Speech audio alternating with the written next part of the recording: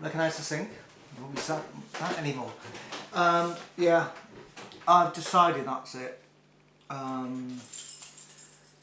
I did actually say a few, well, some videos back, I can't remember. I might have said it more than once, or maybe just said it once, I can't remember. But basically I said was, in relation to doing all this stuff about witnesses stuff, if you were in a relationship that never worked out, it might have been abusive, or if you may have been cheated on, or whatever, and then eventually you leave that relationship behind, you crack on with your life, and you get remarried and you have children. Would you, as on a daily or weekly basis, dig out your wedding video and watch the wedding of the marriage that went wrong, or your honeymoon video, or any holidays that you went on with your former partner? Would you do that? No, you wouldn't, because that would just then open up all the wounds that had healed over in relation to the relationship that had gone wrong. And you wouldn't do that. And yet I find myself on a daily basis reminded about being a witness. And now we're cracking on to, in another 7 years, I would have been out of the organisation longer than I was in it. So another 7 years, it'll be 29 years, and I was in it for 28 years. And on a daily basis, because I've got a Twitter account which is like J Discuss or whatever it is, and literally it just comes up boom, boom, boom, boom, boom, because lots of people follow me, so of course I follow them back. And all you get is all their tweets, bam, bam, bam, bam, bam. And a lot of them are about, well, work Lloyd Evans for a kick-off, but a lot of them are about things that are happening in the organisation at the moment. A lot of them go back to people going into jw.org and researching stuff, and from articles from 75 or 68, whatever, this is what we used to believe. And there's lots of different pictures from illustrations from books that I'd forgotten about, and you go, oh my God. And it goes on and on and on. And I'm at the point now that I'm thinking, why am I doing this? Why am I doing it? I've said that the videos were cathartic for me, but I don't think they are. I think the video that probably we all should do is the video we do when we leave. And there's loads of them out there. I've done one. Why I Left Jehovah's Witnesses, where you can just literally offload all the shit that happened to you and put it out there. And that should be the last one you do. Unless you had a really hard time with the elders about music, and you do another one like I did. But that should be it. Instead, doing these instead of then going back and thinking, right, hold on a second, did I really believe that in the Bible? All of a sudden you go back and think, all of a sudden you're going back to biblical things, going, shit, that story is ridiculous. Like, well, for instance, is it what the prophet is at Elisha, and he was travelling in some bit, and all the kids being kids shouted out, going up all you bald head. And that moment 2 she-bears came out and slaughtered, was it 38 kids? And when you're a witness, you find that quite acceptable because they disrespected Jehovah's prophet. But then, if you think, if that really, really happened, which I don't think it did, you think that is an absolutely over-the-top response to kids being kids. And the Bible is full of examples like that. And I could literally go on doing video after video of another thing in the Bible. I've done a few already which really, really don't make any sense, which makes the God of the Bible out to be a God without mercy and of love, and of being unforgiving and fast to anger, despite him saying he's slow to anger. And I could just go on and do that. And the same things with all the different things that all of a sudden come up on Twitter. With the stupid thing that Tony Morrison said or Stephen Lex said. I could just do that. And why would I do that? If you think about it, there's lots of us do this. There's like whole channels galore all talking about the same next scandal. within the witnesses. And I've seen a few, and it's the same thing. I'm thinking, why are we doing this? And I just want to give an example now of something that happened in my life, and you have to bear with me on this one because I'm going to a really dark place, of something that happened in my life, of something that I've never thought of for decades. And when I knew I was going to make this video, I was thinking, is there something I can relate to in the past that I've managed to, something that really damaged me over a long period of time, but I've managed to totally move on with my life and block it out, that now it doesn't become a daily, weekly, monthly, yearly, or a decadally, such word, that comes up, that I recall these events. But I'll just explain them to you so you can understand the similarities between the two. It relates to being at school, and a lot of people say being at school was the happiest time in their life, and a lot of people say it was the worst. Sadly, my infant and junior school were some of the best times I've ever had. It all went horribly wrong when I went to the bigger school when I turned 11. Instead of going to the grammar school, which was literally on my road, at the top of my road in Overpool Road in Ellesmere Port, I was deemed not clever enough to go to it. I was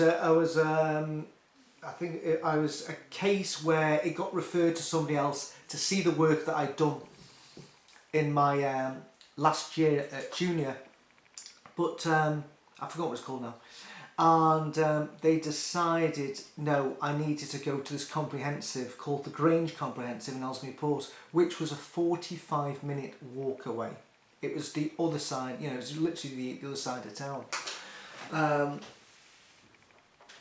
And there were buses, but you didn't get free. You didn't get a special pass to get on the bus. You had to pay for your bus fare. There wasn't a free bus for the two boys. Unfortunately, in my junior school, only three pupils that I knew went to the Grange. All the rest of them went to the grammar school or to a place called Mill Lane.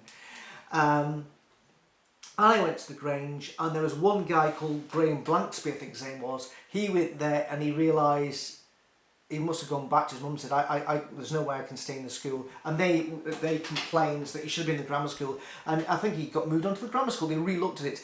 But sadly, around about that time, that's happened in my life, is that my mother and father's marriage fell to pieces and he moved out. So nobody's head was in the game in relation to me being in this school, which ended up being an absolute nightmare.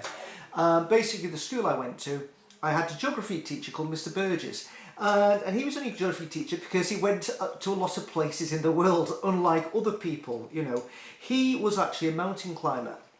He had a twin brother, and he actually featured on a Channel 4 programme in Christmas 1980, but sadly I was in Ian Gill's caravan in Ayr at the time, and basically, can we watch this programme about my former geography teacher? That never happened. And of course, that was days before you ring up and say, Mum, can you videotape Mr. Burgess's climbing Everest disaster? Of course, we didn't have videos. In fact, I don't think we had a telly at the time in our old house because we couldn't afford the TV licence. So it just, I think, sat there unable to watch it day after day. And what happened was Mr. Burgess did this book called The Burgess Book of Lies, which I've read decades later, and he referred to my school and the pupils in it, and basically referred to it like, it's a working class town, and that basically all the idiots and they went to the Grange Comprehensive. He referred to it like being a borstal, and it wasn't too far from the truth. The school I went to was all boys. It was all boys. Adjoining the school was the girls' school. So literally, the boys and the girls event. I spent all my life in classes with boys and girls. All of a sudden, I was thrust into this school where it was all boys. And unfortunately, if it's all boys, that means, of course, that all boys don't need to have to behave to impress the girls, because there were no girls to impress. So you can guess what happened. So basically, that gave people who wanted to bully other people, just free rein to do what they like, because they wouldn't get like girls saying, oh, I don't like you anymore because you've been bullying this guy. Of course, I go to the Grange school, and this is 1973. This was the time of glam rock, the Sweet, Slade, the glitter band, Gary Glitter, can we still say his name anymore? And everybody's grown their hair, but I was a Jehovah's Witness, so of course I went to school with short hair. And not only was my hair short, but also my height was short. I'm not a giant now, obviously, but needless to say, that spurt of growth that you do go through when you're at school, which goes girls first, then boys later, it never happened. I was literally a late developer, and I stayed, I think, the second smallest pupil in my year. In every year I went up first, second, all the way to fifth. I was still the second smallest. There was a guy taller than me, really, really small, like hobbity small, but I was just small. And of course I had short hair. And then going back to glam rock. Glam rock used to have things back in the days, nobody will believe this nonsense, but literally you had something called platform shoes. Now platform shoes would be a shoe which you ever see, like, you know, some of these people, you know, wearing them back then. They look, literally your heel can be as big as that. It's like as big as a phone, I kid you not. And all of a sudden all the boys in my school started wearing platform shoes.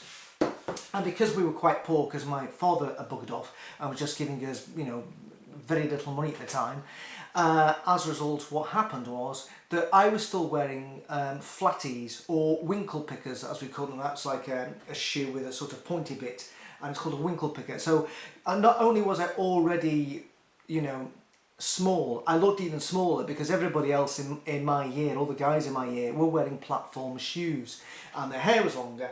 And of course I didn't swear like them because I was a good Jehovah's Witness boy, and of course I never spoke like them because when I went home, my mum said, we don't speak Scouse in this house, so people in my year were all right there, great, and I never spoke like that. You see, I spoke proper good English.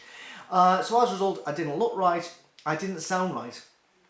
I, of course, never went into the assemblies in the morning, so that stood me out. You know, at a time when you want to really fit in a brand new school with a bunch of guys you don't know, to actually stand out from the crowd was not a good thing if you don't want to be at the end of some terrible bullying.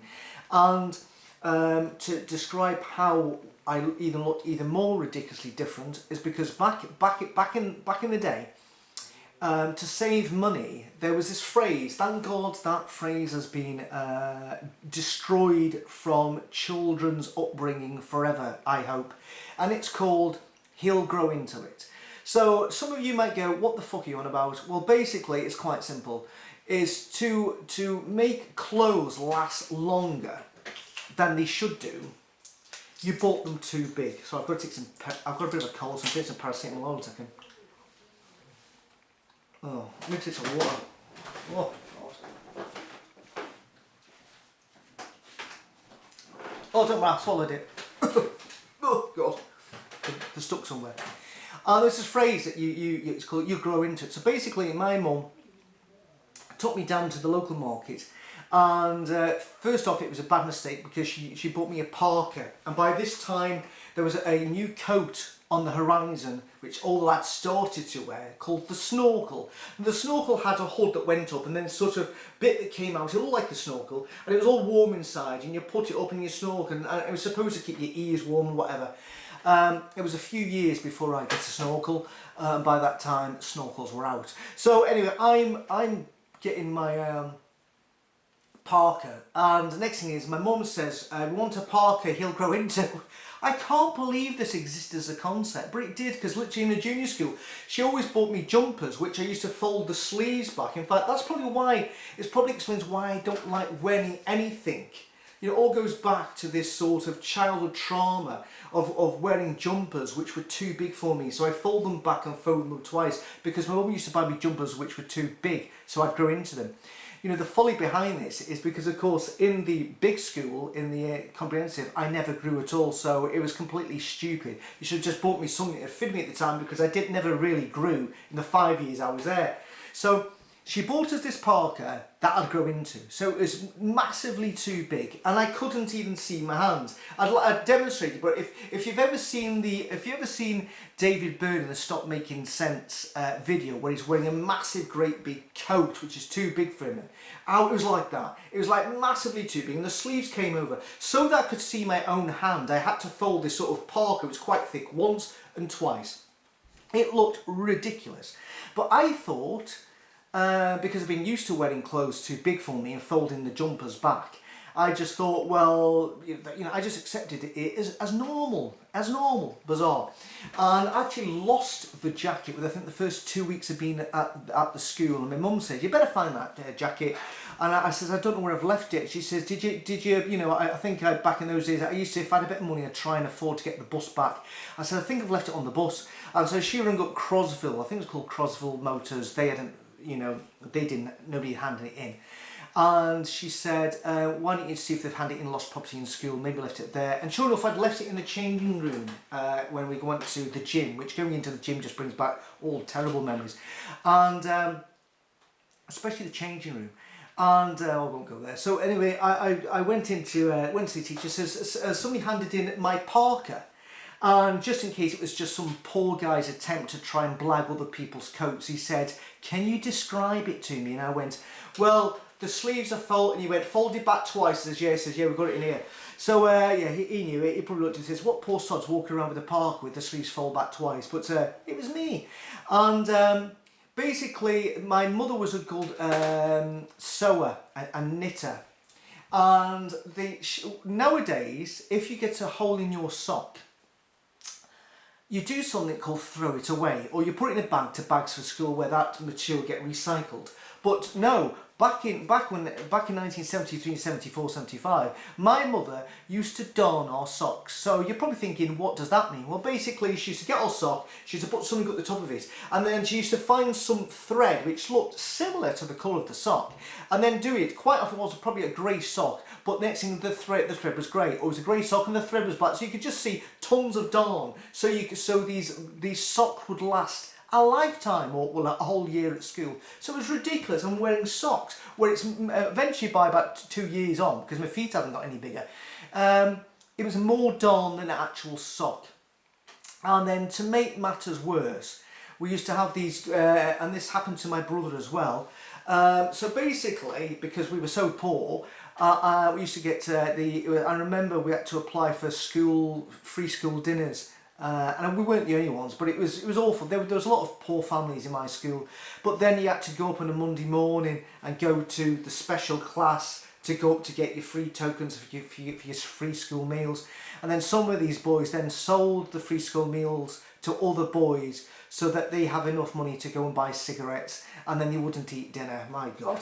Anyway, that's another, it's like sounding like Oliver Twist, this story. So basically, more please. And so the next thing is, as lads do, we used to play football, and both me and my brother ended up with holes in our knees. Now these days, once you start getting a wee hole in your trousers, any sort of hole at all, any sort of thread that's been, slightly off, well, you know what you do. You convert them to work trousers, painting them like I do, or gardening them like I do, or you just put them in bags to school or throw them away. But no, we couldn't afford to buy new trousers. So what my mother's brilliant idea was, you get another pair of pants which had been discarded, which was completely different colour and not anywhere similar to the trousers we're wearing. So like we're wearing, I think, maybe 2 grey pair of pants. Well, sorry, just to explain, in England a pair of pants are the things you wear in your legs, and in Scotland a pair of pants is what you wear under your trousers. So I'm referring to pants that you wear for trousers, not underpants. That's why they're called underpants, because they're under your pants. So sorry, anybody from Scotland, I'm not talking about boxers, I'm talking about pants. So basically, me and my brother, who went bizarrely, he actually went to the grammar school, not because he was smarter than me, because by the time he was 2 years younger than me, by the time it was his turn to go, he got converted to comprehensive. So he was actually travelling 5 minutes up the road, went to different school to me, and I went to the one 45 minutes ago. And the problem with the one going to the one 45 minutes ago is that when I walked to school, I had to walk along with the other school kids going to the grammar school, turn left, and they started along Whitby Road, and there were other kids coming to the grammar school. And then I started getting the kids that were going to the Catholic school called the Our Ladies. So I had to walk past 2 other schools' pupils before getting anywhere near my own school. The problem was that is because of the way I was dressed, with my parka with the folded back sleeves, my darn socks, and my trousers, which my mum had taken other people's trousers when there was a hole in my knee to make them last longer. actually cut patches, maybe about as, you know, imagine the hole's this big. She cuts a patch like this from the other trouser. It's a completely different colour, and instead of sort of trying her best to put it inside the trouser leg, so all you could see is this wee hole with a wee slightly different colour, my mum got hold of the patch and put it on the front of the trouser leg, covering the knee. So literally we looked like tramps, and that happened to my brother and happened to me. You know, it's just absolutely incredible. So that's what we did. You know, we just looked. You know, if you're a bully and you're looking for somebody to bully, I may as well just had literally something on the back of my coat, on my parka, saying, instead of saying hate like Ian Curtis had, I should have just said bully me. Bullies are here, and it was incessant. It just went on and on and on. And I hated going to classes. If the teacher wasn't in, and next thing, all the boys, if the teacher wasn't there in time because he was coming from another class or whatever, maybe he was having a fag, and we had to wait outside, I knew there was going to be trouble. Because next thing is, right, bully boys thought, right, what should we do? Well, let's pick on the wee guy, me, with his mad parker and the patches on his trousers and his darn socks and his short haircut and the fact that he isn't wearing platform shoes. And there was one time, there was a light switch had been detached in this corridor, and the bare wires were there, and these two guys, a guy called Christopher Endicott and this other guy called Pierce, and I can't remember his first name, it might have been Mark. Basically they just literally physically pushed me to this thing, pulled up my hand, a bit stupid, but at the end of the day, I think they're holding my flesh, but basically they put my fingers into this and I got my first electrical shock. I've had a few since then, obviously. And I, of course, then complained to my mum and said, Mum, you know, these two boys bullied me at school and gave me electrical shock. And of course, she went ballistic and she complained. She phoned up my dad. And my dad then went to the school, you know, wasn't living with us, and said, you've got to do something about this. You know, my son's got electrocuted, it's ridiculous. And cover that up. So one day we're in class. And the teacher says, next thing we get this, next thing somebody comes to the door and said, Pierce Eccleston, Pierce Endicott, me out, went to see the headmaster, and he says, did this happen? And they go, oh, we didn't mean it. And next thing, she just saw these fake, they weren't even tears, it was just awful. It's just pretending, both of them pretending to kind of sitting there going, we didn't mean to do it, no, you just saying they never did it. I'm going, did they do it? I'm going, and I had to go, yes, I think they did it. You know, it's just pathetic, because I felt, you know, all of a sudden I'm there with the two people I've accused of electrocuting me. Anyhow, that finished. Don't let that happen again. Okay, we got out of the class, and Christopher Endicott went up to me and put his head all the way back, and you know what's coming next, and he headbutted me right in the face and says, don't ever snitch on me again. And I learnt a valuable lesson there. There's no point going home and telling your mum if you get bullied, because it ends up being further bullied. And Endicott bullied me, you know, just for, you know, different years. And then we got moved into different classes, which I wasn't him. He sort of, I got, as you got, you know, the brighter kids sort of got moved into different English classes, and Endicott, who was not the brightest tool in the box, sort of dropped down, because obviously at that time I realised he was an absolute arsehole. And the next thing is, I was in an art class, and the art class did it, you know, basically the art class that we went to was full of, it doesn't matter whether you're good at art or not, you're just there, unlike maths and English where there was different classes of smart and thick people. And I went to the art class, and there was a guy never had any problems with at all, a guy called Graham McNaughton, and he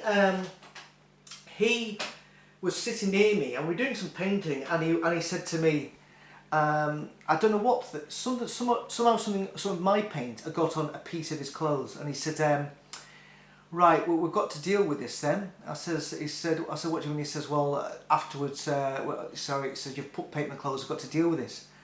And I was going, I just thought, what does he mean? So when class finished, it was lunchtime next, and next thing is he says, right, you've got to come with me. And basically he took my arm and led me into a quieter area of the playground, called over to his chums, and two of his chums held one arm here, another arm here. And this Graham McNaughton deliberately and over a period of time repeatedly punched me in the face. Literally didn't lose, it was literally calm, cool and collective, just one punch, then another punch, and he just repeatedly punched me. And when I went back to, when I went back home that night and told my mum, I says, well, I never told my mum saw my face and knew that I'd obviously got a good hiding that day. And she then, I says, don't report it school, because if you say I've said this, remember what Christopher Endicott did me, he says I'll end up with a bigger beating. And a few days later I was at school, next thing Craig McNaughton come up to me and said, he says, oh, somebody must have caught us. As though somehow I was involved in the sort of acceptable beating up of my own face. And you know, yeah, somebody caught us. One of the teachers must have seen us. I don't know whatever happened to him, but I tell you what, he never ever got put on detention, or he never got booted out the school for a week or whatever. Nothing happened to that guy. And when it came to, I think, the final year in the school, then the bullying used to happen, especially when I was leaving school. Every time I left school, there was this guy called Neil. I don't know his surname, but well, let's call him Neil Arsehole. And this guy, for some reason, the same thing. It was just like going home from school. Sadly, I had to walk the same way as him. And I had my snorkel up, and he thought it was really funny to run full pelt and literally push me, so I'd literally fall straight into the ground and laugh at it, and his mates think it was really funny. Yeah, and he did every night I left from school. This went on and on. Some nights I went out, looked around, he's not there, brilliant. Walked along, the next thing out of the blue, boom, I'm falling on the floor. Or he used to come out and I could see him, and I used to start trying to walk faster, and then he started running after me. And what he used to do is he used to get, I used to have a haversack on my back, which had all my school books in it, and my lunch box, because this time I was taking my own lunch. And I made me my sports gear, and he used to grip hold of my haversack, and he used to swing me around like this, swing me around, circle, and let go, of course, and I'd go flying across the field, burst out laughing, thought it was hilarious. And then he used to just sometimes just go straight in the back of the haversack, and he used to get hold of one of, we called them pumps back in those days, but we call them trainers today, but back in those days your gym shoes were called pumps, don't ask me why. And he used to get hold of one of my pumps and literally throw it over there, throw another one over there, and this just went on and on and on. It was just awful. It was terrible, and the bullying never stopped. It's one of the worst periods of my life. And the moment I left school was it was literally being released from a prison sentence. I couldn't wait to get out of that school. And when I think about the things what I learned at that school, trigonometry, did I've applied that again? No, you know, I'm still a crap speller. I still don't pronounce words right. What did I benefit from getting that school? I don't really know. I should have just stayed at home. But that experience is not something I think about at all. In fact, just thinking about it now, I haven't thought about that for a long, long time. Literally years. Because I don't want to go back to that place. That's literally, those events occurred between 45 and 50 years ago. 45, 50 years ago. And I don't want to go back there ever again. How would it make sense knowing that would happen? Because literally I'd love to be able to put my arms around that wee guy and just say, it'll be all right, you'll forget this in time, and you'll make something of your life. And how would it be now if I joined a load of social media sites in relation to that school, which actually bizarrely they knocked down, they flattened it and rebuilt a college. That was after first my cousin Carl, who also had a bad time at school, tried to burn it down. Well, that's another story. And how would it be if I joined a lot of sites like Twitter accounts relating to the Grange Comprehensive? Or people who got bullied by individuals, maybe the year below me or the years above me, and have that coming into my feed. I'd literally be reopening a wound that I literally healed over a long time ago.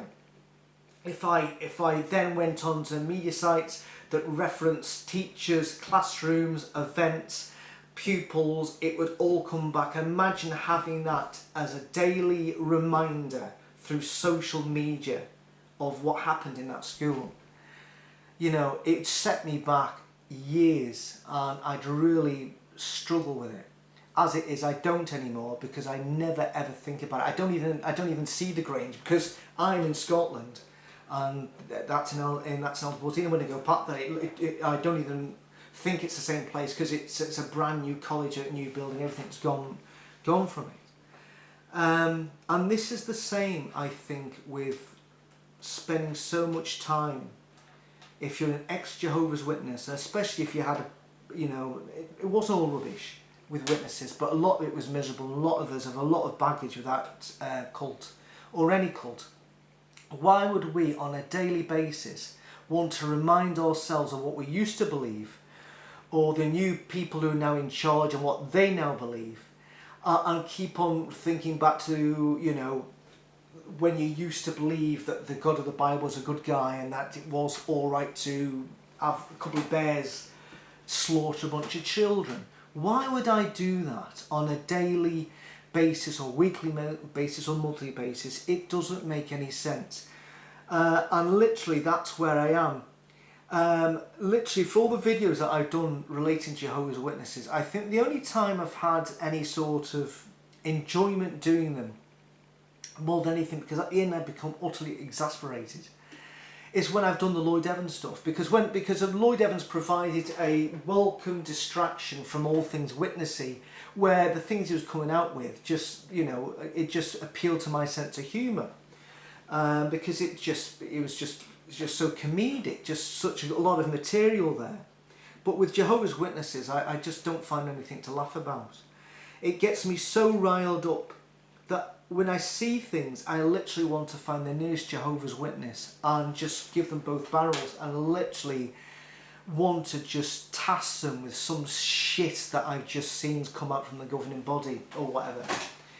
And thinking all the times I've spoken to the Carters, I think I've never made an impact speaking to them.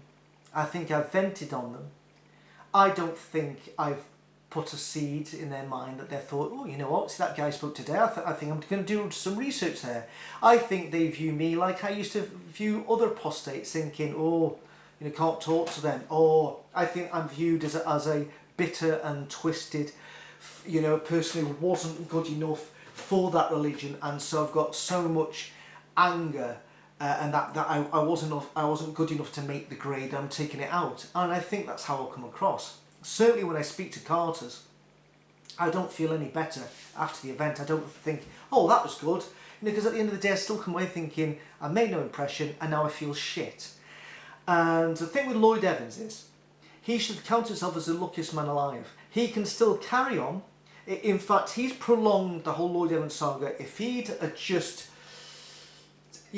taken it on the two chins, and not bothered to go down to this ridiculous litigation against me and 11 others, and then decided, let them have their time, it will all burn out, no point putting more fuel on the fire, I'll just carry on. He's still got a hardcore fan base of 4,000 people who pay him every month. He's still got thousands of people watch his YouTube videos. He should count himself as the luckiest person alive. And he will never ever be brought down. He never will, unless some of the rumours ever are found out to be true. But as yet, I don't even know they are. He'll never be brought down. So all the people have talked about it, including me, have been bordering on obsession and obsessed, and with all the Manson girls, etc. It's just, why am I doing that? Why am I doing that? Because it won't make any difference to people like the Manson girls. And again, this thing about doing the videos, which I do, and let's think about people like Lloyd and other people now who immerse themselves as a profession in XJW stuff, in Jehovah's Witness stuff. They watch all the material, all the dramas, all the songs, all the JW broadcasts, the whole thing. The whole thing. It's not a good place to be. Maybe that explains why Lloyd Evans went bonkers. I don't know. I don't think it's healthy. I don't think it's healthy for them to spend all that time doing that. For us to watch them doing it, I don't think it's a great place to be. I think, honestly, I don't think this whole XJW thing is good. For instance, I took myself out of all the XJW Facebook sites because it was just so much notification, so and so, and I'd end up then incessantly arguing with people on Facebook about the merits of still believing that the Bible is good and God is good, or that Lloyd Evans is an all-round general guy. And I remember the last few weeks of my son being here, not realising that he wouldn't be coming back and I might not see him for several years. Instead of me actually spending some more quality time with him and just saying, I tell you what, let's watch a couple of films you've never seen before, I know you'll love them. Or saying, let's listen to some music you never heard before and you can put them onto your iPod. I've got 23,000 songs you should listen to. Instead of doing that, I'm actually on the internet, on my laptop or my phone, or online arguing with people, you know, wasting my precious time that I've got arguing with people about Lloyd Evans, about Jehovah's Witnesses, and about whether the Bible's right or not. It's just bonkers why I do that. And that's because I literally hadn't let go. And it's been detrimental to me because the time I've spent doing these witnessing things and Lloyd things and on social media should have been spent in a more productive way. It should have been, you know, when even if it's trying to deal with what happened as being a witness, I could have turned that into more artistic, done it in a more artistic environment where I could have then gone on and written songs or whatever it is, because some people's best work is when they're trying to deal with things that have happened in their past. Some of the best songs, poems, books, paintings, what have you, are dealing with things that maybe happened to you in your past, or that somebody else that you've seen and say, you know, this is affecting me, I want to write about that. And so it's not as though you're just completely, you know, it's things are always going to be there, but I could have turned the things that have happened to me, and I've done a lot of songs about it, and I should have just spent more time trying to write songs, not about that, but about anything at all. It's literally a year since I last recorded a song, a whole year. Instead, I've been thinking, oh no, I must put a new, I must do a video and respond. I'm on holiday, I'm doing a video live stream responding to some shit that Lloyd's come on with. What am I doing?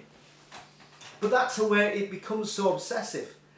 And I just don't think it's good for any of us. I really don't. The same thing with my school. Why go back to something you've left behind, that you've moved on with your life? Why keep on dipping your toe back into that former life? And I know for some people, it's really difficult for them because of, you know, still being shunned in the family or whatever. But to keep on going back, to just reaffirm to yourself that you made the right choice. At the end of the day, is I left the Witnesses, and there was no videos, no YouTube, no Twitter, none of this shit. I just knew it couldn't be the truth, purely because of the way they kept on changing their explanation of Scripture. And I knew this cannot be God's organisation. And then, of course, once I questioned that, I then questioned the validity of the Bible being God's word. And then I just thought, this is complete bollocks.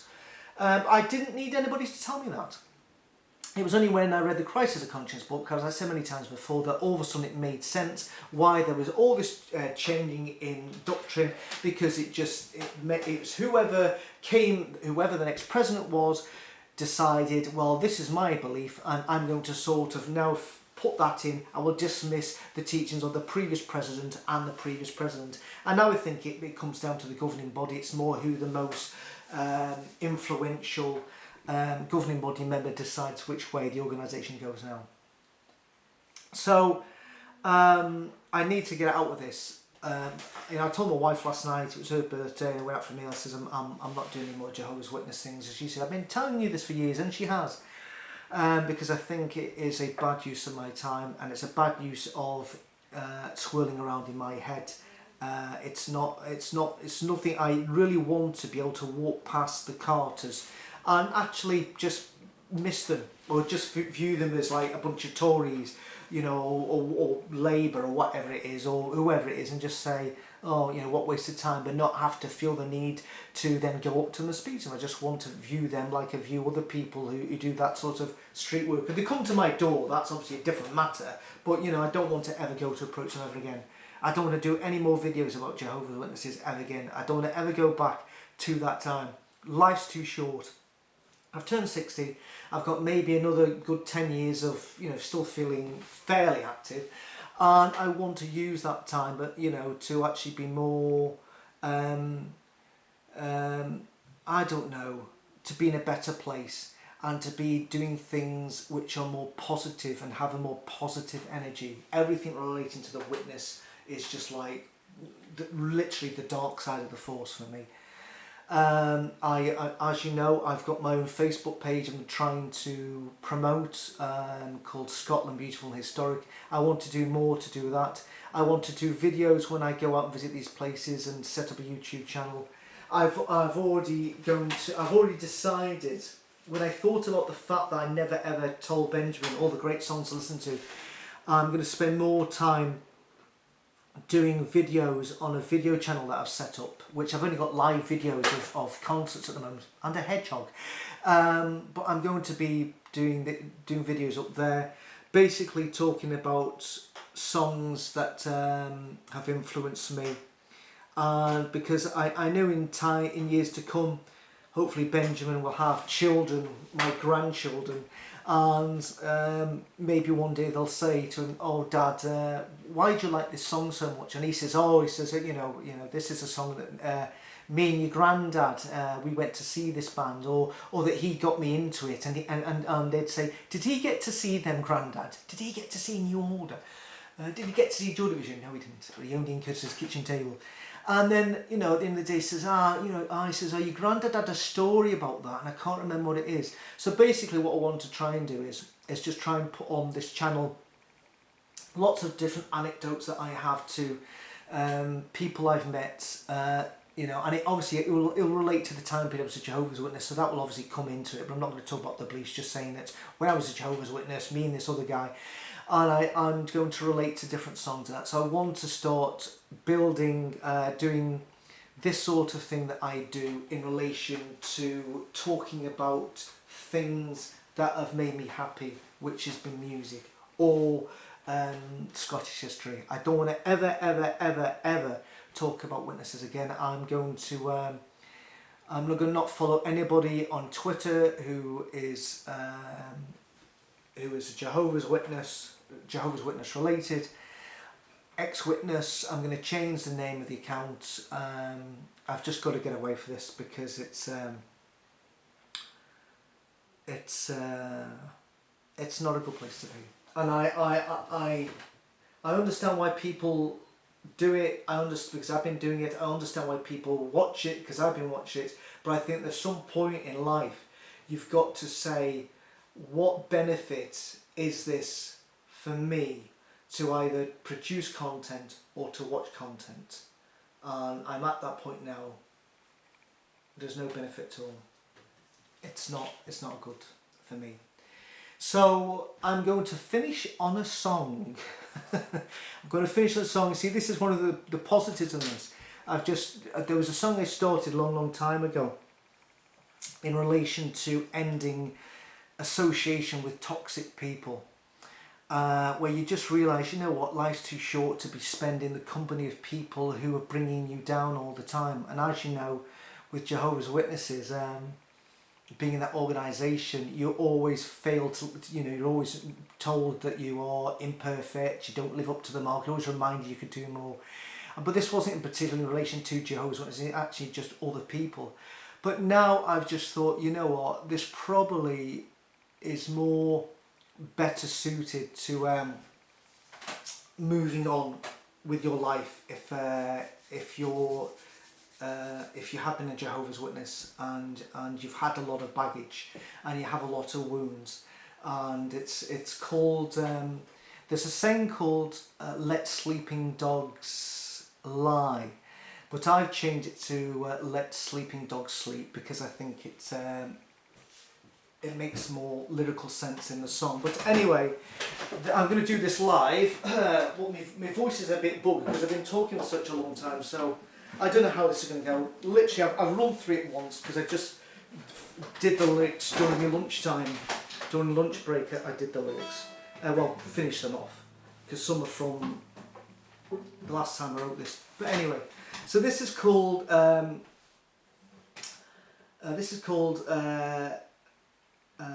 Let Sleeping Dogs Sleep. And I'd just like to thank everybody who has in the past said that they've enjoyed my content and they've enjoyed watching my videos and they've enjoyed my humour and they've enjoyed my sort of chatting here in the kitchen or in the summer house or in my old house in the lounge. And yeah, it's been nice, but I need to move on. But you can still see me doing this sort of thing on the music channel, which I'll give a link in the description. I haven't done a video yet, but I'm going to do it because I just want to keep on, you know, I would rather talk about music. But thank you everybody. So this song is basically dedicated to all of us, and especially everybody who's you know, sort of said really positive things to me in the past, and I really appreciate it. And so this is it. This is the last thing I'll ever do on this channel. It's this song, Let Sleeping Dogs Sleep.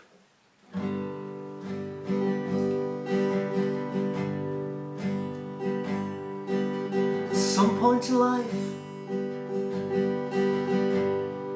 you just have to admit that you've given your best, but this now is it.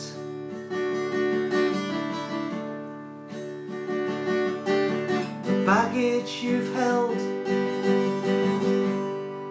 for all of these years, you just need to let go, then replace those tears. Let sleeping dogs sleep. You know who you are. The past is the past. You've traveled this far. Let sleeping dogs sleep.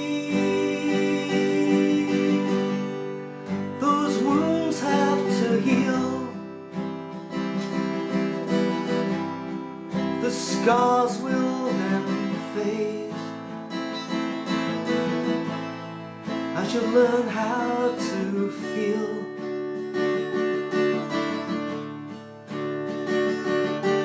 The time you have left, stay looking ahead.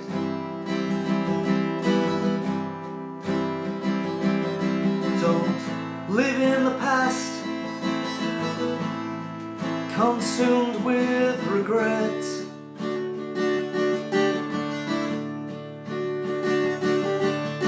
You have to let go the life you once lived.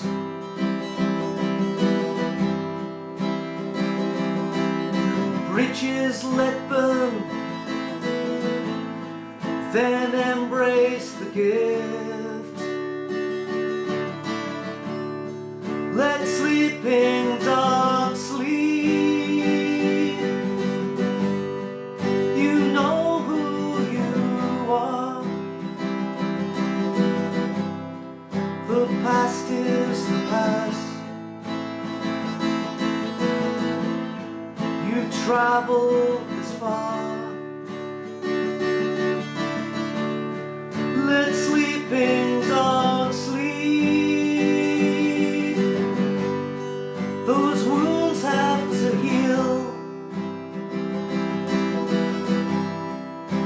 scars will then fade as you learn how to feel. Let sleeping dogs sleep. Let sleeping dogs sleep. Let sleeping dogs sleep. Let sleeping dogs sleep. Let sleeping dogs sleep. The time you've led. Let sleeping dogs sleep. Stay looking ahead. Let sleeping dogs sleep. Don't live in the past. Till sleeping dogs sleep. Consume regret. Let sleeping dogs sleep. You must let go. Let sleeping dogs sleep. The life you lived. Let sleeping dogs sleep. The bridges just burn. Let sleeping dogs sleep. Then embrace the gift of life.